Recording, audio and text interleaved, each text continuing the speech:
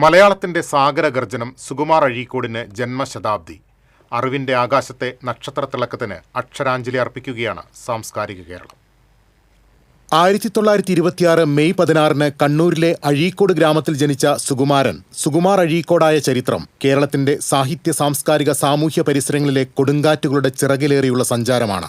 പ്രഭാഷകൻ, വിമർശകൻ, അധ്യാപകൻ, പണ്ഡിതൻ എന്നിങ്ങനെ ഈ നാടിന്റെ ബൗദ്ധിക വിപ്ലവ മണ്ഡലത്തിലെ ധ്രുവനക്ഷത്രമായി മാറിയ അപൂർവ വ്യക്തിത്വമായിരുന്നു അഴീക്കോട്.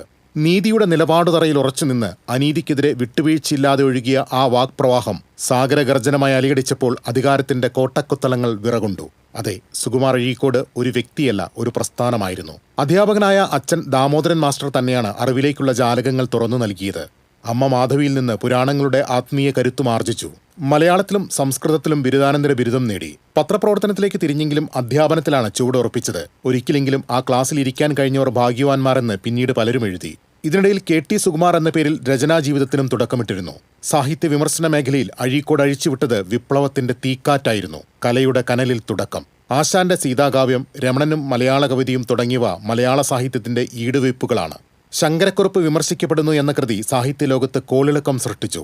ഉപനിഷത്തുക്കളുടെ പൊരുൾ മലയാളിയെ പഠിപ്പിച്ച ഗ്രന്ഥമായിരുന്നു തത്വമസി. വാക്കുകൾ കൊണ്ട് വിസ്മയം തീർക്കുന്ന അഴീക്കോടിന്റെ പ്രഭാഷണങ്ങൾ മാനവികതയുടെ ഉണർത്തുപാട്ടുകളായി മാറി. ഗാന്ധിയൻ ആദർശങ്ങളും വാഗ്ഭടാനന്ദ ഗുരുവിന്റെയും ശ്രീനാരായണ ഗുരുവിന്റെയും ജീവിത ദർശനങ്ങളും ഉൾക്കൊണ്ടായിരുന്നു എന്നും അദ്ദേഹത്തിന്റെ യാത്ര.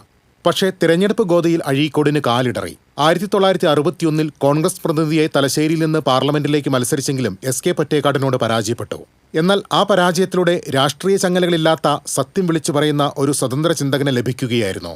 അദ്ദേഹം രൂപം കൊടുത്ത നവഭാരതവേദി കേരളമൊട്ടാകെ സാംസ്കാരികമായ ജൈവികതയ്ക്ക് തഴച്ചു വളരാൻ ഇടമൊരുക്കി. നട്ടലിനെ ബാധിച്ച അർബുദത്തെപ്പോലും ദൈക്ഷണികമായ കരുത്തുകൊണ്ട് അഴീക്കോട് നേരിട്ടു. തൃശൂർ എരവിമംഗലത്തെ വസതിയിൽ സ്ഥിരതാമസമാക്കിയ അദ്ദേഹം 2012 ജനുവരി 24 അമല ആശുപത്രിയിൽ മരണത്തിന് കീഴടങ്ങി.